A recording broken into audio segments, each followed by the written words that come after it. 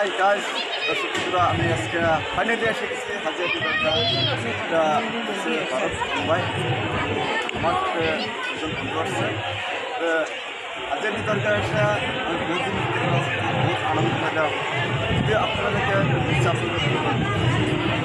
আপনারা যদি আমার ভিডিওর মাধ্যমে হাজিয়া দেখতে চান, যদি আপনারা বলেন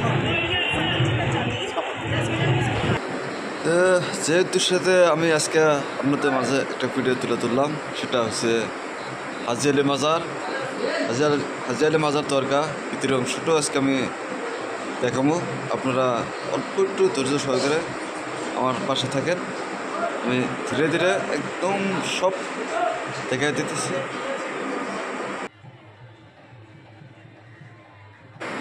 এই যে সেই মাজার, এটা মুম্বাই হাজি আলী দরগার মাজার।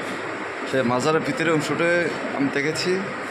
তো এখানে দেখতে থাকেন, তারপরে আরও কিছু দেখাবো। আরও ভালো ভালো দৃশ্য আছে আমার সামনে। এই যে দেখেন, এখানে মানুষে মনোজাত করছে, এত কান্দাকাটি করছে, কার কী মনোভাব আছে তার জন্য আল্লাহর কাছে প্রার্থনা করছে। হাজি আলীর উস্তাদ যদি তাকে আল্লাহ মুক্ত করে দেয়।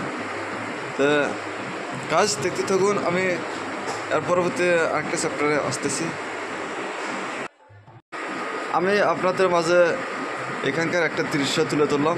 দেখে এখানে পাগলা পাগলিরা কী করছে বা আনন্দ ফুর্তিতে গান বাজনা করে সময় কাটাতেছে।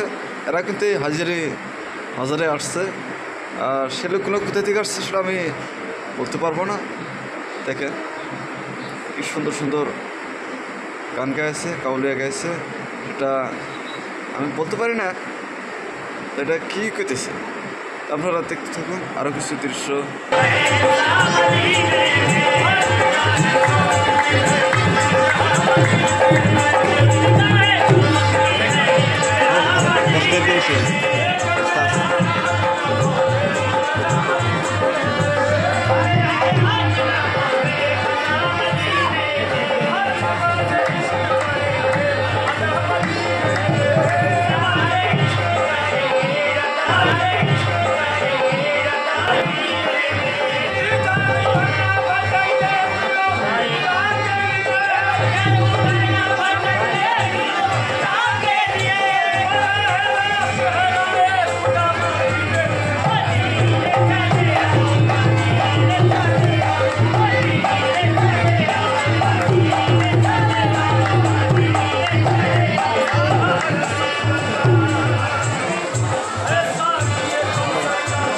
তো দর্শক বন্ধুরা, আমি এইমাত্র লাস্ট আরেকটা সিনারিতে আসলাম। সেটা হলো হাজি আলী মাজারের পিছন সাইড, অর্থাৎ আমরা সাগরের কোনো কিনারা নাই। দেখেন এখানে শত শত মানুষ ভিড় করছে কিন্তু সাগরের ঢেউ দেখার জন্য। তো এই মানুষগুলো যেখানে দাঁড়ায় আছে এখান থেকে নিচে নামা যায়, তো ওই সময় পুলিশে বাধা করছে, তার জন্য নামতে পারছে না। আর এই যে দেখতে পারছেন সাগরের ঢেউ কত বড় বড়, দেখলে অন্তরে ভূমিকম্প নিচ্ছে না, কাঁপে ওঠে।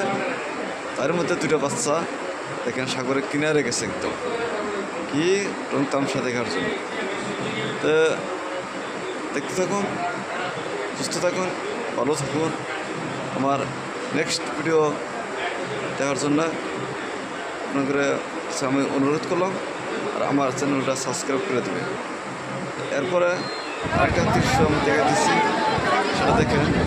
এটা হচ্ছে হাজি আলী মাজারের সামনে গেট, সবচেয়ে সামনে। এই গেটের ভিতরে ঢুকতে হয়, ভিতরে গেলে গেলাম আমরা গেটটা আমি দেখাইছি। এটাই সেই গেট। আর 400 বছর পুরোনো হিস্টোরি আছে। আমরা তো সব কিছু জানি না, তার জন্য আর কিছু বলতে পারছি না। আপনারা সুস্থ থাকুন, ভালো থাকুন, খোদা হাফেজ।